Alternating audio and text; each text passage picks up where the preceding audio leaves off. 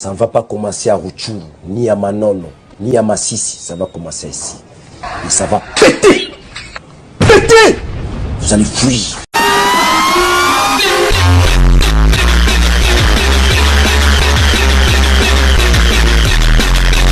Pas de ralentir, comme on dit, les freins ne répondent plus. Bonjour les amis, bonjour à toutes et à tous, bienvenue pour cette nouvelle vidéo. Nous allons parler aujourd'hui de Ilkay Gundogan. C'est fait, Fabrizio Romano a envoyé le Here we go. Ça y est, on peut désormais se projeter. Alors, la première des choses à dire par rapport à Gundogan, c'est que c'est un monstre. C'est un monstre que le Barça vient de signer. C'est un joueur qui te change la dynamique d'une équipe. Un joueur qui te fait franchir un cap. Tout comme un joueur comme Lewandowski t'a fait franchir un cap afin de gagner cette Liga. La saison qui vient de s'écouler, tu ne gagnes pas la Liga sans les buts de Lewandowski. Aujourd'hui, c'est des joueurs comme ça que le Barça veut signer, avec qui le Barça veut renforcer son équipe, parce que l'objectif, encore une fois, c'est de gagner là, tout de suite. Après, non, ce n'est pas un transfert pour l'avenir, parce que Gundogan n'est plus très jeune, il se rapproche plus de la fin de sa carrière que du début, mais par rapport à ça, justement, parlons-en, parce que beaucoup de gens s'inquiètent. Oui, il a 32 ans, il est peut-être vieux, etc., etc.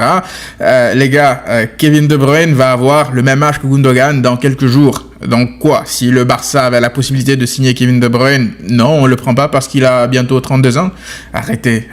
On n'est pas dans FIFA là, c'est la vraie vie, le football. Faut regarder les matchs. Aujourd'hui, Gundogan, c'est l'un des meilleurs joueurs du monde. Pas milieu du monde, des meilleurs joueurs du monde. Et croyez-moi, s'il n'était pas en fin de contrat, jamais il ne quitterait City pour moins que 50 millions d'euros. C'est sûr et certain. C'est de ce type de joueur-là, de ce calibre-là, dont nous sommes en train de parler actuellement. C'est un joueur qui aujourd'hui est un titulaire indiscutable, capitaine de la meilleure équipe du monde. Après, je sais que la carrière manager dans FIFA en a matrixé plus d'un. Dès qu'un joueur dépasse la trentaine, ça y est, on se dit qu'il est terminé pour le haut niveau. Mais il faut regarder les matchs. Heureusement que la télé existe, on regarde les matchs. Et justement, parlons d'âge. Pour moi, ceci est une affaire en or pour le Barça. Lorsque tu regardes le milieu du Barça avec le départ de Busquets en vue de la saison prochaine, techniquement, automatiquement, Gundogan devient par là le joueur le plus âgé du milieu. En attendant bien sûr la signature d'un 6 potentiel, on en parlera un peu plus tard. Mais lorsque tu regardes le milieu à l'heure actuelle, tu as quoi? Pedri qui est un bambin, Gavi,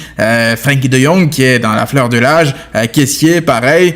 Du coup, tu te dis, c'est qui le joueur qui va apporter cette expérience-là? Tu as besoin d'un joueur de la qualité, de l'expérience de Gundogan pour encadrer tout ça, parce que c'est pas avec des bambins que tu aspires à gagner des titres importants, notamment en Europe. Mais ça, c'est un autre débat. C'est d'ailleurs drôle, mais lorsque tu regardes la moyenne d'âge à Barcelone en vue de la saison prochaine, tu verras qu'elle aura baissé par rapport à la saison qui vient de s'écouler, parce que Busquets vient de partir, et il était quoi, dans la trentaine avancée. Tu avais Alba qui vient de partir, tu as Piqué qui est parti en cours de saison. Résultat, dans le 11 titulaire pour les joueurs importants du moins, tu as quoi comme joueur qui dépasse la trentaine? Tu as que Lewandowski, tu as Ter Stegen, mais bon, pour les gardiens ça compte pas, en vrai ils peuvent jouer très tard les gardiens, et tu aurais potentiellement Gundogan, c'est tout. Après évidemment on parle d'un milieu défensif, un 6, là ça parle plus de Marcelo Brozovic maintenant, lui aussi 30 ans. Ça pour moi c'est l'équilibre parfait pour une équipe qui aspire à jouer sur toutes les compétitions, sur tous les tableaux. Tu ne peux pas avoir dans la situation actuelle du Barça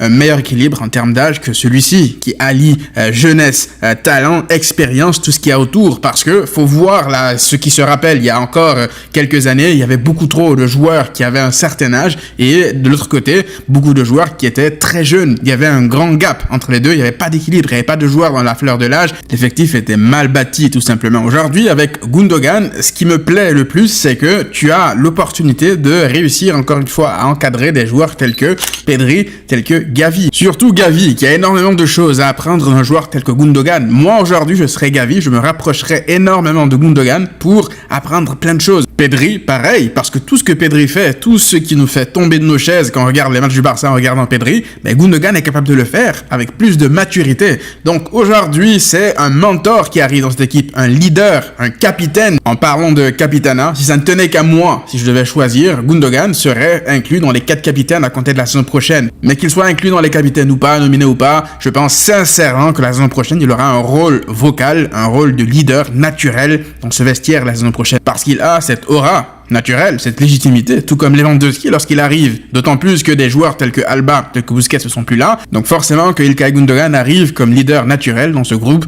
de jeunes joueurs. Maintenant, c'est pas qu'une question d'expérience, d'ancienneté ou quoi que ce soit. Aujourd'hui, İlkay Gündoğan, pourquoi tu le signes? C'est parce que sportivement, il t'apporterait énormément de choses. Ne serait-ce que pour sa polyvalence, sa versatilité. Le mec peut jouer en 6, oui, en 6, que ce soit dans un double pivot ou même seul. En 6, oui, il l'a déjà fait. En 8, en tant que relayeur, ou même un peu plus haut, il est capable d'assumer ces rôles-là. Du coup, peu importe où tu le fais jouer, Gündoğan t'apportera énormément de choses positives. Et c'est la raison pour laquelle on se pose la question de savoir quel serait son meilleur rôle. Parce que l'objectif ne sera pas non plus de le brider juste pour le bien de l'équipe en règle générale, même si ça pourrait être le cas. Si le Barça ne réussit pas, j'espère que ce ne sera pas le cas, j'espère que ça se fera, si le Barça ne réussit pas à signer un 6 de très bonne qualité, c'est pas impossible qu'on voit un double pivot Frenkie de Jong, Gündoğan, ou même Gündoğan un peu plus bas sur le terrain. Après, c'est pas l'option que je privilégie parce que j'estime que Gündoğan, dans le dernier tiers du terrain, aujourd'hui, il n'y a aucun de nos milieux au Barça qui est capable d'apporter le danger qu'il est capable d'apporter, et ce, de manière constante. Même pas Pedri. Frenkie de Jong se projette beaucoup,